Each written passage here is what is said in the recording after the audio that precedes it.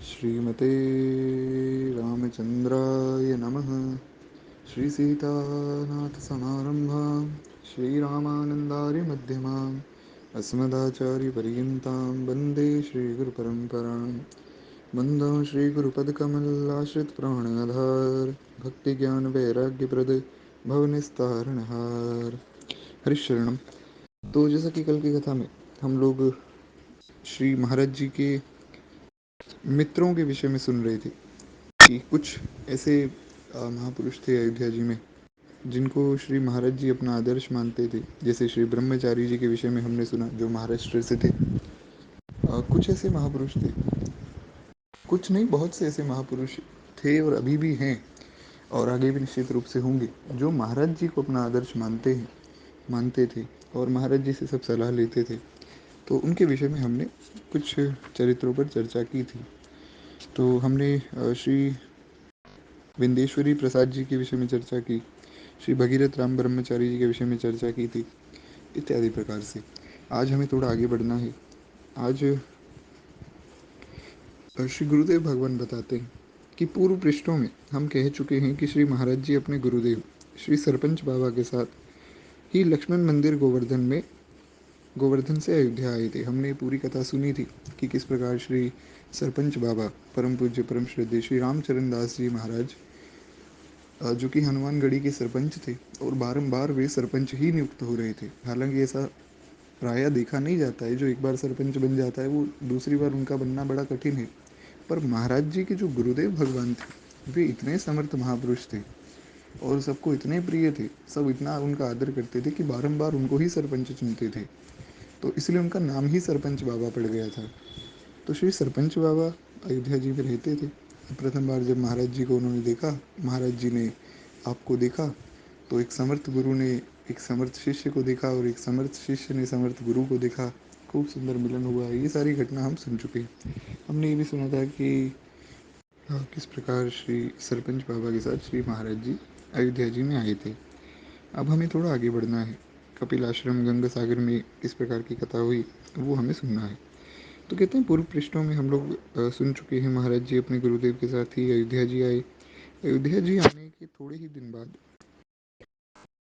हनुमानगढ़ी में श्री हनुमान जी के पुजारी पद पर महाराज जी को नियुक्त किया गया।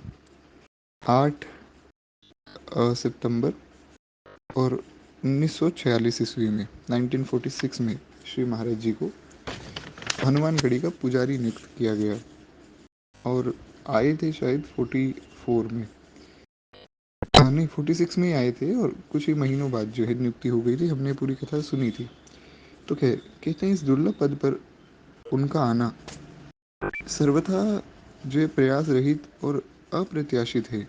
क्योंकि जैसा हमने सुना था, हनुमानगढ़ी में ऐसे ही कोई नियुक्त नहीं हो जाता है। बहुत बहुत जो है कठिनता है वहाँ पे नियुक्ति की। और उसके बाद भी बहुत से लोग लाइन में खड़े रहते हैं कि ठीक है, ये जो पुजारी जी हैं, जब ये 6 महीने बाद इनका काल पूरा हो जाएगा, ये अवधि पूरी हो जाएगी पुजारी पद की, उसके बाद फिर हम आ जाएंगे। तो ऐसे बहुत से लोग पहले से ही लाइन में हैं। तो महाराज जी का वहाँ पर पुजारी बन जाना ये बहुत बड़ी कृपा की बात है। इसमें कोई प्रयास नहीं है।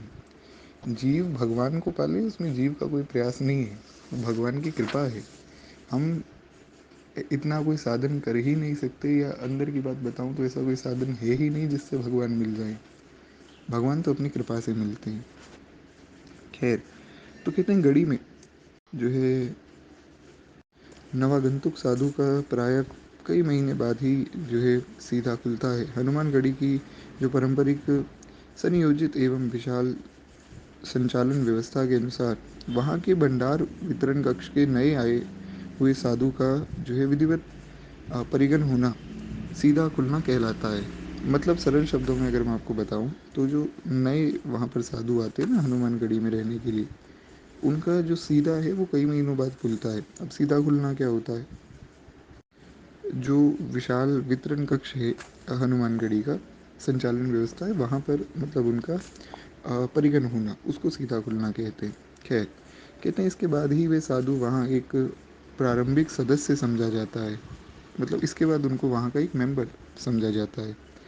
और श्री महाराज जी को श्री हनुमान जी के पुजारी का दुर्लभ पद इतनी शीघ्र प्राप्त हो गया कि तब तक उनका नाम से जो है सीधा भी नहीं खुला था, क्योंकि पहले वहाँ पे हनुमानगढ़ी में लोग रहने आते हैं, साधु बनते हैं, साधु बन के वहाँ पर निवास करते हैं, फिर उनका सीधा खुलता है, फिर जाकर कहीं जो है देखा जाता है कि कौन से कुल से हैं, कौन से गांव से हैं और किस प्रकार से सेवा करते हैं। ये सब बातें देखकर फिर जो है नियुक्ति होती है। ये सारी कथा हमने पहले सुनी थी कि किस प्रकार नियुक्ति होती है। खैर, तो कहते हैं कि महाराज जी का तो सीधा भी नहीं खुला था अभी।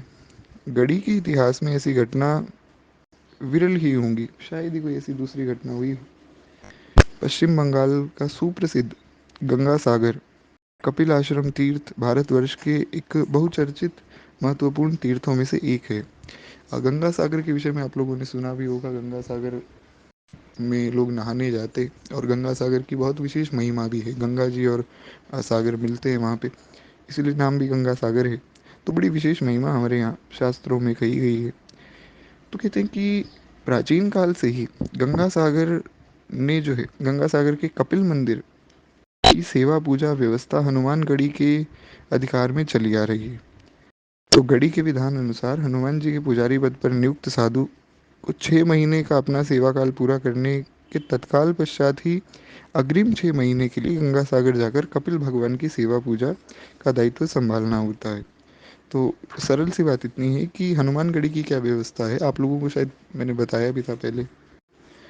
अगर आप लोगों को याद नहीं है तो कोई बात नहीं, एक बार पुनः मैं बता देता हूँ। होता क्या है कि हनुमानगढ़ी में जो व्यक्ति पुजारी पद पर नियुक्त होते हैं, 4 पुजारी नियुक्त होते हैं, हमने सुना था, कल की कथा में भी मैंने कहा था। तो 4 पुजारी जो होते हैं वो 6 महीने तक रहते हैं, मतलब पुजारी पद पर 6 महीने तक वे नियुक्त रहते हैं। 6 महीने बाद पुजारी बदल दिए जाते हैं। ये ऐसी वहाँ की व्यवस्था है। तो हनुमानगढ़ी में जो भी व्यक्ति पुजारी बनते हैं, तो जैसे ही 6 महीने पूरे हो जाते हैं उसके तुरंत बाद जो है उनको भेज दिया जाता है गंगा सागर में। मतलब गंगा सागर के पास में एक कपिल मंदिर है भगवान कपिल देव का, तो वहाँ पर भेज दिया जाता है। और वहाँ की सेवा फिर अगले जो 6 महीने हैं, 6 महीने यहाँ सेवा कर ली हनुमानगढ़ी में, अगले 6 महीने वहाँ सेवा वो करते हैं। ऐसा जो है हनुमानगढ़ी का ये नियम है।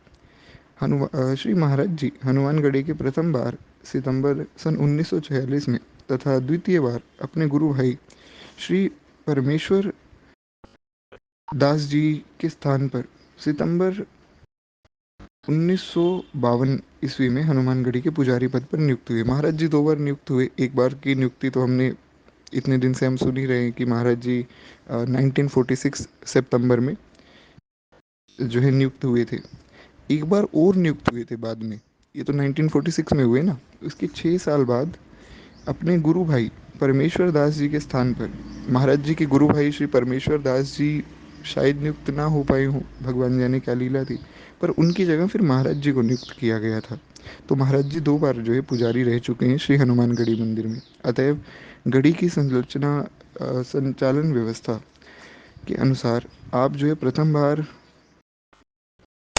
सन 1947 में 6 महीने के लिए तथा द्वितीय बार सन 1953, यानी कि देखिए थोड़ा सा मैथ आपको मैं सिंपल समझा देता हूँ। 1946 सितंबर में महाराज जी जो है हनुमानगढ़ी के पुजारी बने, तो उसके 6 महीने बाद, यानी कि अगले साल, क्योंकि सितंबर के बाद अक्टूबर नवंबर दिसंबर साल ख़त्म हो गया ना, तो उसके अगले साल यानी कि लगभग लगभग शायद मार्च या अप्रैल के पास में महाराज जी फिर चले गए गंगा सागर। हमने सुना था 6 महीने हनुमानगढ़ी, 6 महीने गंगा सागर।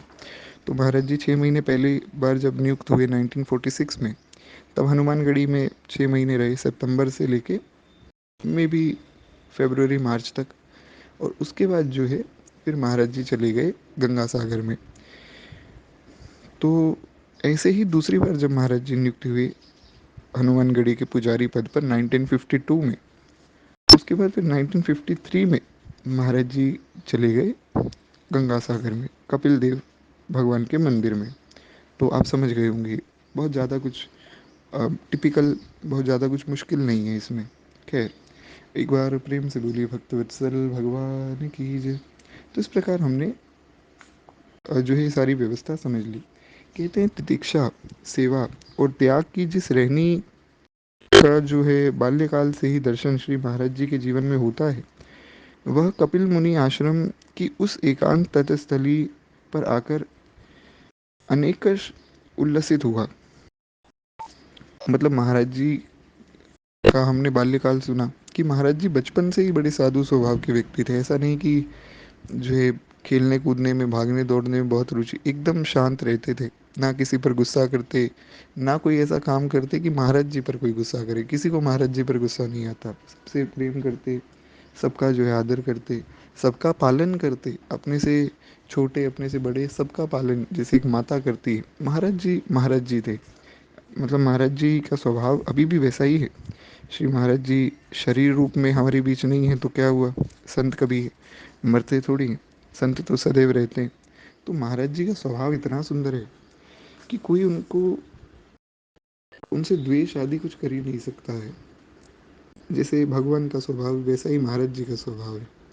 खैर, एक बार प्रेम से बोलिए श्री महाराज जी की जय। तो कहते हैं कि महाराज जी के स्वभाव में जो ये सब था, सेवा थी, तितिक्षा थी, त्याग था, ये यहाँ पर जब महाराज जी आए हैं ना कपिल मुनि के आश्रम में, यहाँ पर वो और उल्लासित हुआ है और बढ़ा है। श्री गुरुदेव भगवान आगे बताते हैं कि श्रीमद् भागवत के तृतीय स्कंद में, यानी कि भागवत में, भागवत महापुराण के तीसरे स्कंद में, थर्ड कैंटो में कपिलोपाख्यान का विस्तार से वर्णन है। श्री कपिल भगवान की जो शिक्षाएं हैं हमने भक्तमाल जी की कथा में सुनी थी, अगर आपको याद हो। मैंने आपको 24 अवतारों की कथा सुनाई थी, तो उसमें हमने भगवान कपिल की कथा भी सुनी थी। जय जय मीन वराह कमट नर हरि बलि बामन, परशुराम रघुवीर कृष्ण कीरति जग पावन, बुद्ध कल की अरु व्यास पृथु हरि हंस मनवंतर, जग्गे ऋषभ है ग्रीव ध्रुव धर वरदैन धनवंतर, बद्रीपति दत्त कपिल देव सनकादिक करुणा करो, 24 रूप लीलार चिर श्री अग्रदास पग धरो। तो हमने 23वें अवतार के रूप में श्री कपिल भगवान का वर्णन सुना था। अब देखिए क्या है, मैं थोड़ा जल्दी जल्दी बोल रहा हूँ, तो थोड़ा सा कुछ गलती हो जाए तो उसके लिए मैं क्षमा प्रार्थी हूँ। क्योंकि यहाँ पर मेरा उद्देश्य केवल इतना है कि मैं बहुत, देखिए, बहुत दूर हूँ अभी। मैं घर के अंदर भी नहीं हूँ, बाहर भी नहीं हूँ। मैं बहुत एक ऐसी एकांत जगह पे खड़ा हूँ जहाँ पे मैं ज़्यादा देर तक खड़ा नहीं रह सकता हूँ। और दूसरी बात ये कि मेरे पास समय कम है, तो इसलिए थोड़ा सा जो है आप लोगों से मैं क्षमा प्रार्थी हूँ। खैर, मुख्य बात ये है कि 10-15 मिनट ही चाहे सत्संग हो जाए, जैसा कि कल भी हमने चर्चा की थी।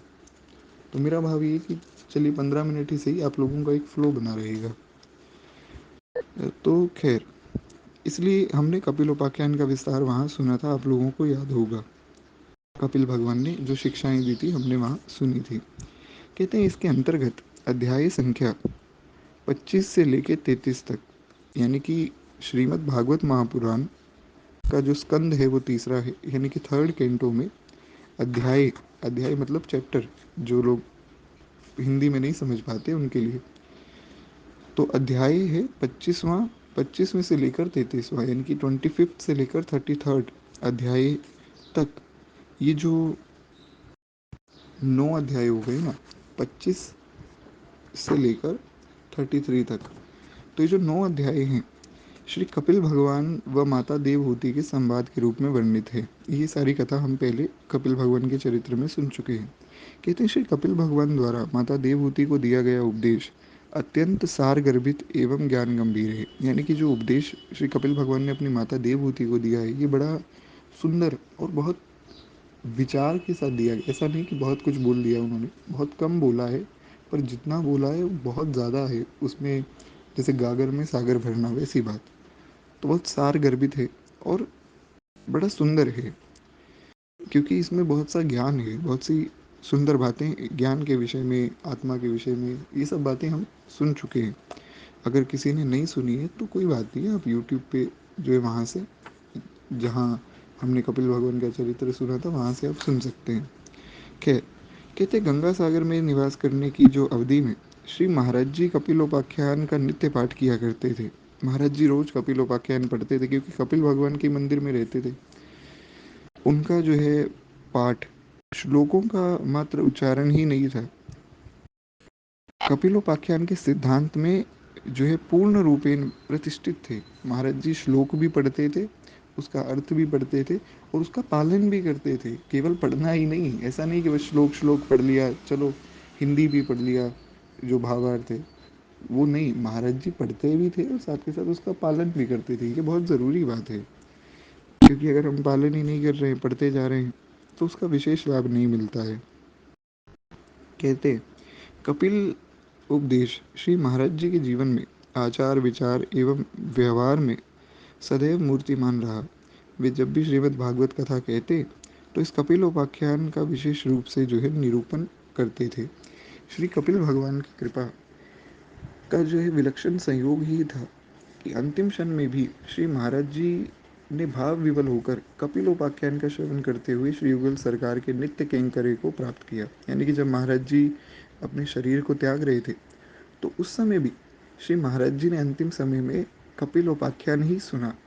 तो ये इतना सुंदर है कपिलोपाख्यान, और महाराज जी इसका वर्णन भी बहुत करते थे, बहुत प्रिय था श्री महाराज जी को ये।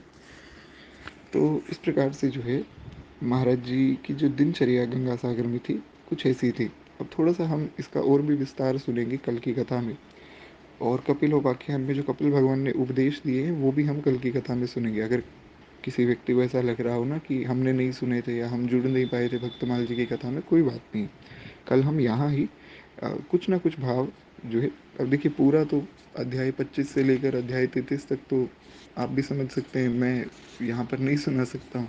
उसमें तो कम से कम मुझे 15-20 दिन चाहिए। लेकिन हाँ, कुछ कुछ मुख्य मुख्य बातें हम कल की कथा में सुन लेंगे। अब मेरी बड़ी विनम्र विनती है कि बस इस प्रकार से जो है कथा आप सुनते रहिए।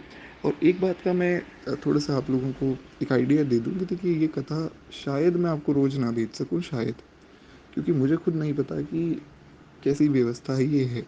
जो भी है भगवान की दया से जितना समय मिल जाता है मैं तो भाग कर यहाँ आ जाता हूँ और कह देता हूँ। तो ये सब भगवान की दया से चल रहा है, जब तक चलता रहेगा चलता रहेगा। बीच में अगर 1-2 दिन कथा ना रिकॉर्ड हो पाए तो ऐसा घबराने की आवश्यकता नहीं है, जब जब होगी मैं आपको भेजता रहूँगा, आप लोग सुन लीजिएगा। खैर, इन्हीं शब्दों के साथ वाणी को विश्राम करते। श्री सीताराम, श्री राधे श्याम।